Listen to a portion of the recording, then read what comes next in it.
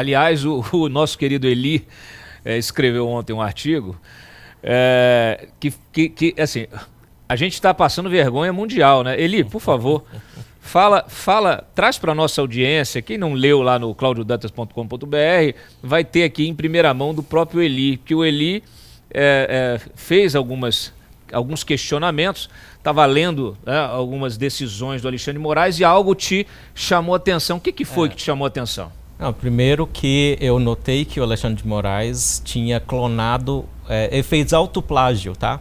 Tem umas acusações de plágio aí meio antigas contra ele, mas nesse caso eu posso afirmar, houve autoplágio do Alexandre de Moraes. Ele pegou um parágrafo, o mesmo que ele usou contra o Elon Musk e o X, quando baniu o X por 40 dias no ano passado, agora ele usou contra o Rumble e o Chris Pavlovski, o CEO do Rumble. Aí no final desse parágrafo, ele começa o parágrafo como? Estão confundindo Elon Musk e Chris Pavlovski, ele só trocou o nome, está confundindo liberdade de expressão com liberdade de agressão.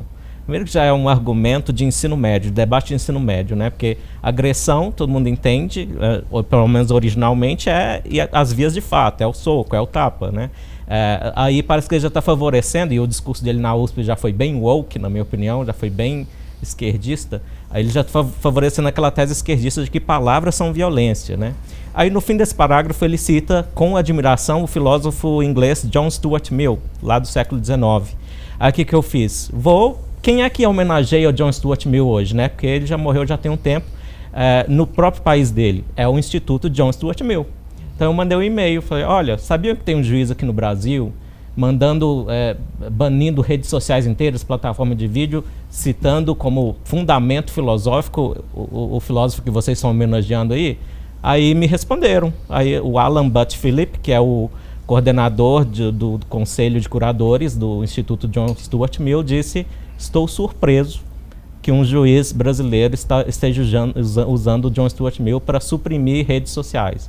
Por quê? A surpresa é instantânea, né? Porque o John Stuart Mill é um filósofo da liberdade, né? Eu coloquei lá no meu artigo, ele diz, se a humanidade quiser silenciar uma pessoa que tem uma opinião diferente do resto da humanidade, ela está tão justificada em fazer isso do que essa única pessoa estaria justificada em silenciar a humanidade inteira se tivesse poder para isso. Então, esse é o nível de defesa da liberdade individual e de expressão do John Stuart Mill.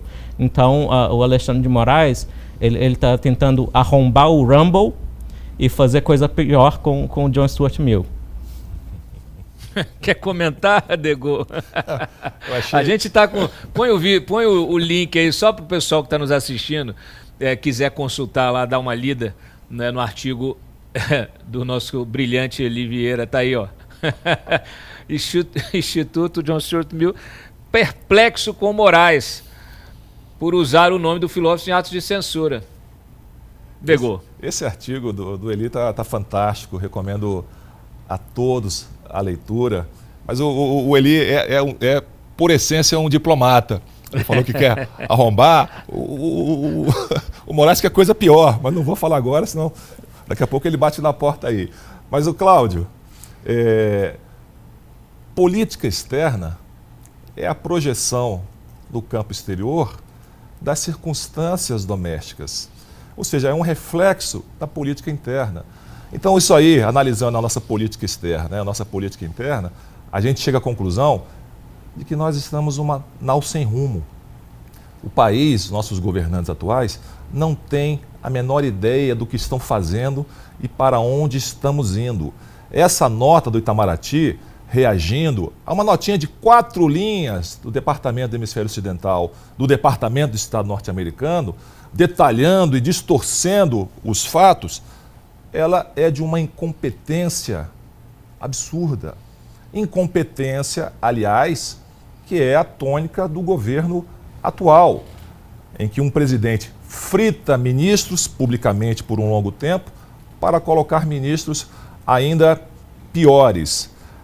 Celso Amorim, ele representa aquilo que existe de mais ultrapassado, de mais obsoleto na política externa. Ele tem lá os seus acólitos. Um desses acólitos é o Mauro Vieira, chamado de chanceler de enfeite, porque na verdade ele não apita nada. Ele faz essa nota, publica essa nota, justamente porque ele está tentando cavar o prêmio dele, que é a Embaixada do Brasil em Paris. Então, tudo tem um preço. Todos têm um preço. E aí você chega à questão do STF, retomando a ideia do Eli.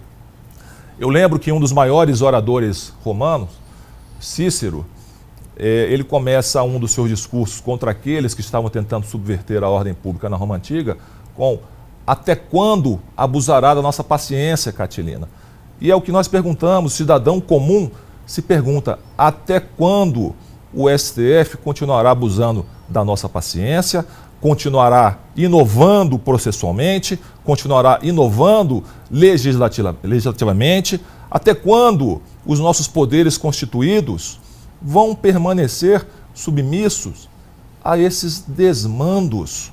Porque são desmandos, são juízes absolutamente parciais, são juízes que têm uma agenda político-partidária, são juízes militantes, ativos na sua militância e que não medem esforços para levar a sua agenda adiante, desconsiderando todo o restante da sociedade brasileira e os impactos disso na nossa sociedade, na nossa política, na nossa economia e nas nossas relações internacionais. Cláudio.